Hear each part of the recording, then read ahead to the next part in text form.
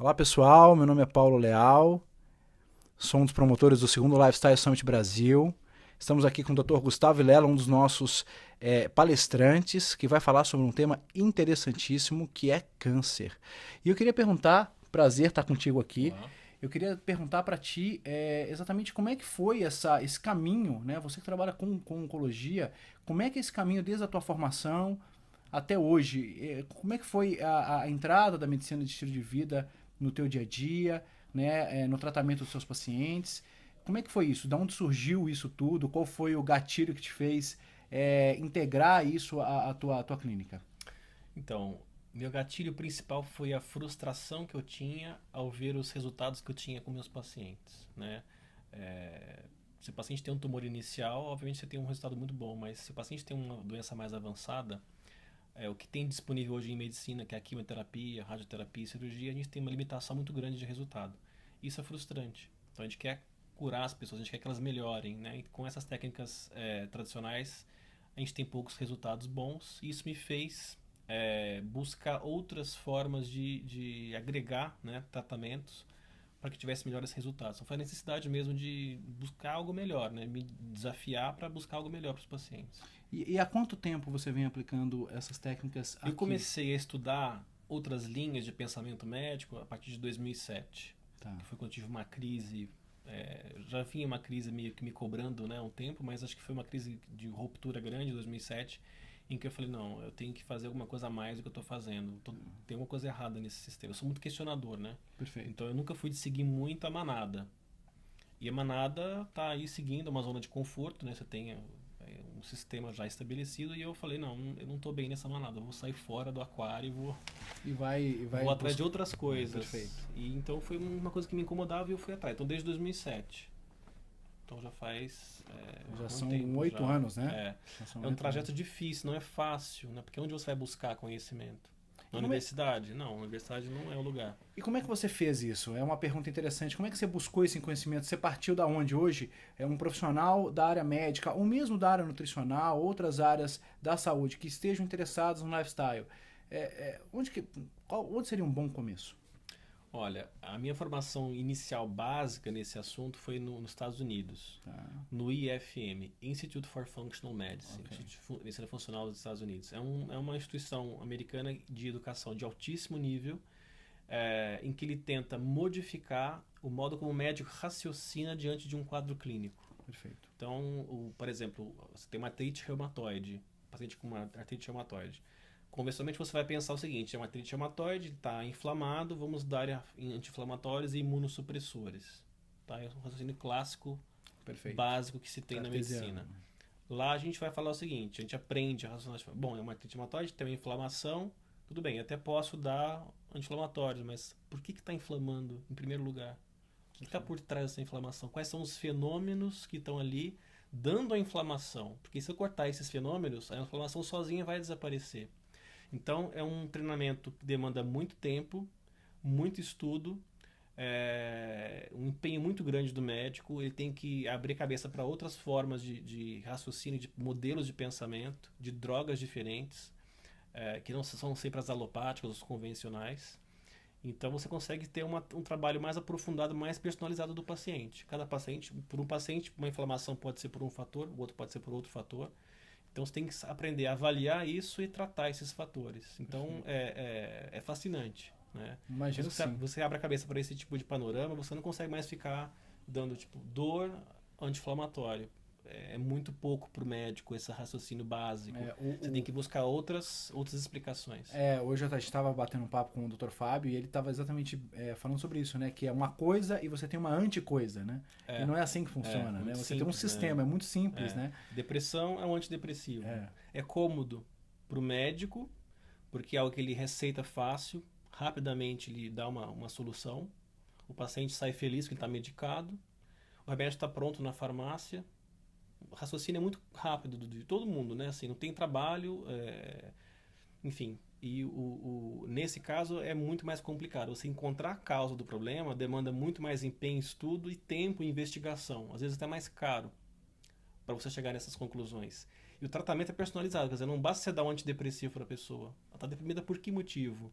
tem inflamação no sistema nervoso central, tem algum alimento que está causando desbalanço de neurotransmissores, tem flora intestinal desbalanceada provocando isso também, ansiedade, algum problema neuropsiquiátrico. Então tem outros fatores que a gente tem que conhecer. Estão todos publicados na literatura, não tem nenhuma coisa esotérica, mal explicada. Perfeito, é. Isso são dados publicados, comprovados, que os médicos geralmente deveriam ter acesso, mas não têm. Eles não estudam isso. Porque onde eles vão nos congressos tradicionais, isso não é discutido. Discute-se só droga, medicamento. Droga A versus droga B. Então ele só se expõe àquele tipo de informação viciada. Se você falar para ele que o chá de camomila melhora também tanto igual que antidepressivo, ele vai dizer, ah não, isso não tem evidência, porque eu nunca vi em congresso. Não sai em congresso nada, né, chá de camomila, porque é um exemplo grosseiro, né, que eu dei, mas assim, não tem nada que... não tem interesse em publicar esse tipo de coisa. Com certeza. Então se ele não for atrás de informações ativamente, ele não vai se expor a essa informação. Vai ficar sempre o mesmo raciocínio, dor anti-inflamatório, antidepressivo. E a medicina hoje, para mim, fica sem graça dessa forma. Ela fica sem sentido, né? Porque principalmente depois que você abre, né, a cabeça para toda essa área e todo o poder que isso traz, né, Sim. no dia a dia. E aí eu fico curioso, Gustavo, como é que é? Quais são os resultados efetivos nos seus pacientes?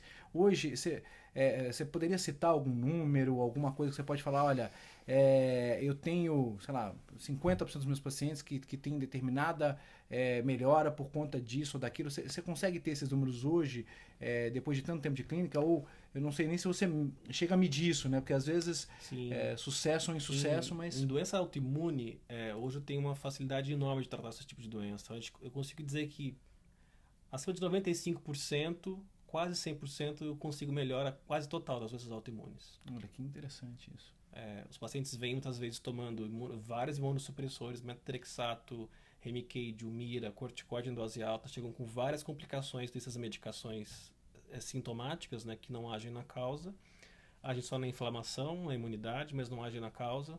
Então elas vêm debilitadas muitas vezes e a gente consegue, com esse trabalho de formiguinha, de montando quebra-cabeça do que está faltando na pessoa, do que está dando problema, a gente vai nutrindo, vai retirando o que está fazendo mal e vai montando o quebra-cabeça, a pessoa vai melhorando sozinha, você vai tirando as medicações. Doença autoimune é uma doença que hoje em dia dá muito prazer de tratar, porque eu tenho bastante sucesso em tratamento. Poxa, que bacana, muito bom. Pois não. Então, o câncer é outra vertente que eu gosto bastante, é uma doença muito mais complicada, que traz muito mais desafio, né? As bases são iguais, né, da fisiopatologia, de uma doença autoimune, de uma doença geral, mas é uma célula do câncer que foi muito danificada. Então, mesmo que você retire, às vezes, os eventos estressores da célula que levaram àquela lesão, a célula tem um automatismo que fica ainda, porque ela tem dano genético secundário. Então, ela fica sozinha, às vezes, multiplicando, mesmo que você tenha já removido as causas de base. Então, é uma doença que demanda não só remover as causas, mas, eventualmente, tratar realmente aquela célula como uma célula doente, com a quimioterapia e radioterapia. Então, a gente tem que integrar as duas estratégias, as de causa e as de consequência, no caso do câncer. Então, isso demanda mais tempo e dá mais trabalho. Mas com certeza deve ter resultados. A gente tem excelentes resultados. Até mesmo na hora que eu vou atacar a célula tumoral, eu penso de forma diferente. Eu não penso como se pensa normalmente na manada, vamos dizer assim, entre aspas. Eu tenho estratégias que eu desenvolvi que eu consigo fazer com que a quimioterapia seja mais específica e haja melhor. Se você não consegue destruir aquela célula, você consegue pelo menos manter aquela célula em equilíbrio no corpo. Em doenças avançadas, por exemplo, tem pacientes que não conseguem ficar livres da doença, mas conseguem viver bem. Estão vivendo, estão trabalhando, estão indo no cabeleireiro, estão com câncer avançado, mas a doença está quieta. Coisa que se ela tivesse com um tratamento convencional, com quimioterapia forte, ele estaria debilitado ou desenganado em paliativo. Então eu consigo, de uma certa forma, ou tratar realmente ou manter a pessoa em equilíbrio. Excelente. Uma outra curiosidade que eu tenho. Hoje, você poderia dizer assim, olha, eu tenho um maior índice de doença X. Hoje a gente estava conversando, a quantidade de crianças que tomam Ritalina. Né? E o quão isso é impressionante, né? Porque existe, inclusive, talvez uma dúvida. Será que a análise está sendo feita da melhor maneira? Né? Porque, né? Mas talvez esteja sendo, e na verdade o que acontece é que há uma predisposição maior hoje. Mas, enfim, no teu consultório, você pode dizer algumas doenças que normalmente têm aumentado a sua incidência, né? Ou pelo menos as manifestações que tem, porque quando a gente fala em doença é até complicado a gente falar em doença, na verdade é um desequilíbrio. Quais são os desequilíbrios que efetivamente tem aparecido mais? Você tem uma tendência ou não? Olha, Paulo, aumentou e aumentou em todas as áreas, infelizmente. Por conta do estresse, por conta de tantos problemas que a gente. E de tantos alimentos ruins, tantos poluentes que a gente vem se expondo. Isso você tem algumas doenças que você poderia citar? Sim, embora seja um oncomatologista, eu tenho uma clínica variada. Então, eu atendo desde criança até idoso, geriatra, clínico geral, eu faço de tudo aqui no consultório. Então, já vi de várias doenças diferentes, mas assim, eu vejo bastante alterações hormonais. Okay. Isso é muito frequente. Alterações neuropsiquiátricas ligadas ao estresse acumulado das pessoas. Então, ansiedade, pânico, toque, insônia, bruxismo, né? Em crianças a gente tem hiperatividade, déficit de aprendizado, muito frequente, distúrbios gastrointestinais, muita colite, que a gente não tinha tanto isso. Na residência eu não via tanta colite, intestino irritável, vejo muito hoje. Problemas de tireoide, fora a obesidade, a questões alimentares e sedentarismo. Isso aí já meio que batido, né? Assim, a gente nem comenta. Mas outras doenças, o câncer é cada vez mais aumentando em precocidade e em variedade também, né? Doenças que não tinham antes aparecendo cada vez mais. Câncer de mama em homem aumentando, câncer de tireoide em homem aumentando. Então tem doenças que aparecendo também que a gente não via antes. E agressividade também? Agressividade, eu acho que nem tanto. Eu não vejo tanta agressividade mudando em câncer, não. Na minha experiência, não. Tá. E você citou doenças autoimunes. O que hoje é mais frequente no teu consultório? Artrite reumatoide, esclerose múltipla, pulpotrombocitopênica autoimune, doenças intestinais, Crohn, retocolite ulcerativa, são o que eu mais vejo. Okay. Hashimoto, que é tireoide. Ok. São as mais frequentes. Maravilha. E aí, pra gente poder terminar, você vai estar no evento falando um pouquinho com a gente. A gente vai estar lá com um grupo muito grande de profissionais, cerca de 28 profissionais ao todo, se eu não me engano. Profissionais que têm uma clínica no dia a dia muito interessante, como a sua. O que você...